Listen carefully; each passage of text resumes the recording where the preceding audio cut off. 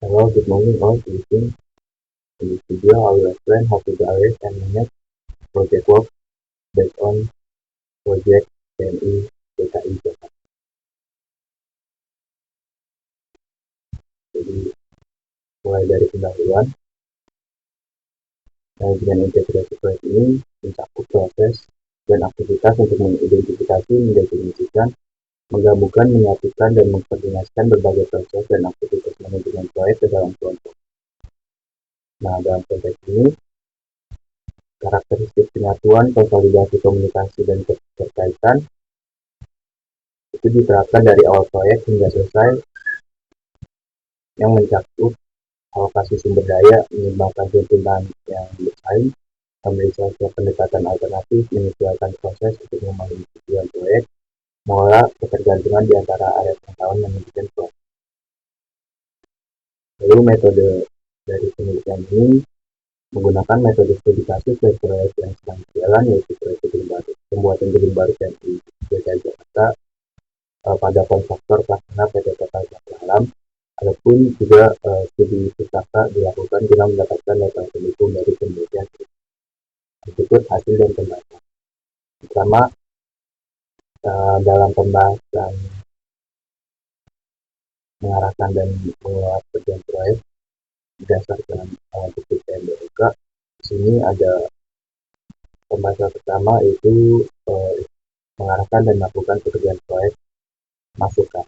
Nah, dijelaskan dalam bagian PMBOK, setiap komponen rencana manajemen proyek dapat menjadi masukan. Nah, rencana manajemen proyek adalah dokumen komprehensif yang menguraikan bagaimana proyek akan dijalankan, dipantau, dikontrol, dan ditutup. Nah, berikut adalah dokumen masukan yang digunakan pada proyek ini. Jakarta sebagai pengarahan dan pengolahan pekerjaan proyek. Yang pertama di sini ada PKS, yaitu digunakan untuk memonitor apakah proyek berjalan sesuai rencana yang telah disusun. Nah, pada proyek ini yang kontraktor pelaksana membentuk proyek. Jadi membandingkan proses rencana dan aktual dari pelaksanaan pekerjaan, juga merencanakan jadwal pekerjaan dan melaksanakan pekerjaan sesuai jadwal. Nah, berikutnya ada monitoring risiko. Dengan ada proses monitoring, potensi masalah atau risiko dapat ditemukan lebih awal dan ditangani sebelum menjadi lebih besar. Nah, pada proyek TNI Jakarta dan maling pihak kontraktor dan pengawas melakukan monitoring terkait pekerjaan dan akan meeting untuk membahas terkait penemuan masalah pada hasil monitoring. Nah, berikutnya ini ada monitoring realisasi volume dan biaya terkait alat dan bahan untuk menilai apakah proyek tetap berada dalam anggaran yang telah ditetapkan.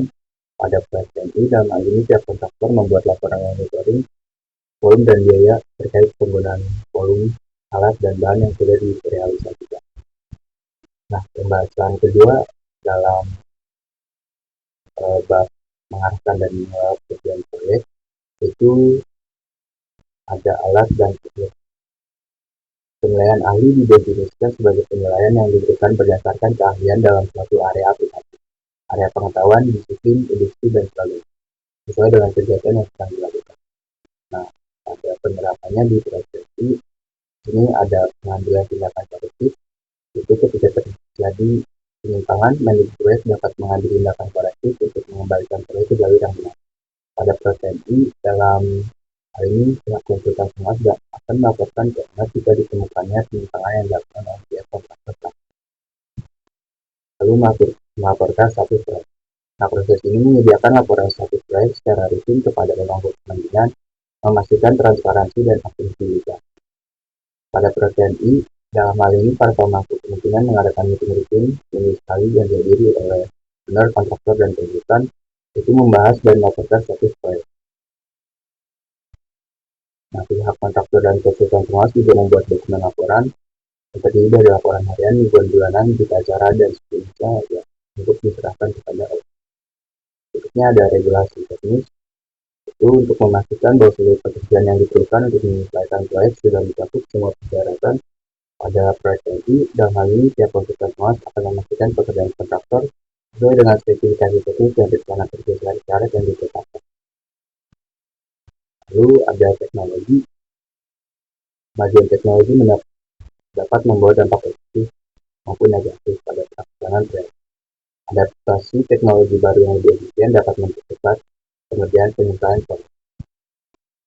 Nah, pada proyek ini, selama ini tiap kontraktor pelaksana memiliki kesulitan ketika mengalami pekerjaan tambahan atau adanya perubahan desain karena memerlukan waktu yang cukup lama dalam perencanaan yang dapat membuat pekerjaan terhambat. Alasannya karena tiap konsultan perencana yang membuat perencanaan masih menggunakan ahli kerja profesional tidak berbasis ini, yaitu contohnya pada pekerjaan tambahan BPT yang memakan waktu dulu sehingga membuat jadwal proyek kan.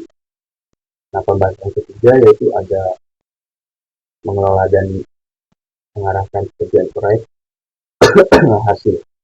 Nah, sepanjang 10 studi proyek, manajer proyek biasanya akan menghadapi masalah kesenjangan, ketidakkonsistenan atau konflik yang terjadi secara tak terduga.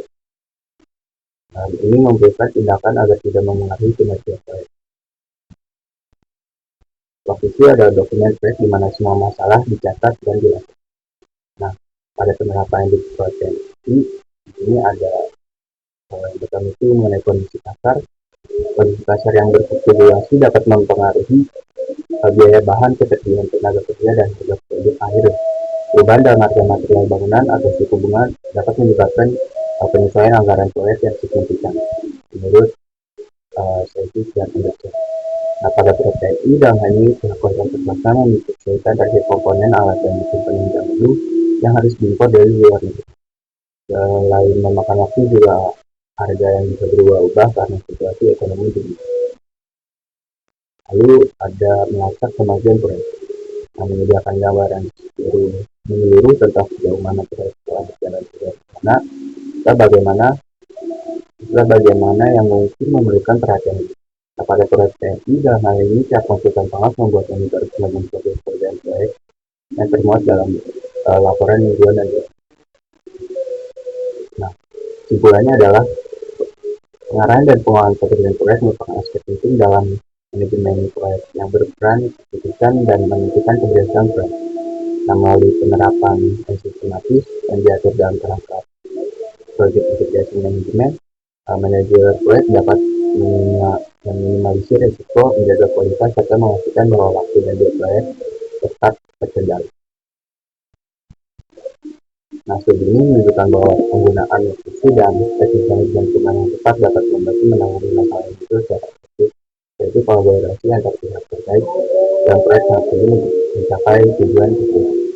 Adapun saran berdasarkan temuan dari studi ini direkomendasikan agar manajer proyek itu memperkuat penggunaan waktu, itu mengoptimalkan penggunaan waktu sebagai alat pemantauan yang transparan untuk mengelola masalah yang muncul selama pelaksanaan proyek. Kedua, ada menerapkan sistem pengelolaan perubahan yang efektif, yaitu mengembangkan prosedur pengendalian perubahan yang jelas untuk mengantisipasi dampak negatif proyek. Mengadakan pelatihan berkala, yaitu menyediakan pelatihan rutin bagi anggota tim proyek terkait dengan keterangan proyek, termasuk manajemen risiko dan perubahan. Yang terakhir, mendorong kolaborasi yang lebih intensif, yaitu mengembangkan komunikasi yang lebih baik antara tim proyek lain dan kementerian lain untuk meningkatkan efektivitas dalam menangani masalah dan konflik. Itu adalah daftar wisata dari pembahasan. Kurang lebihnya mohon maaf. Jadi wassalamualaikum warahmatullahi wabarakatuh.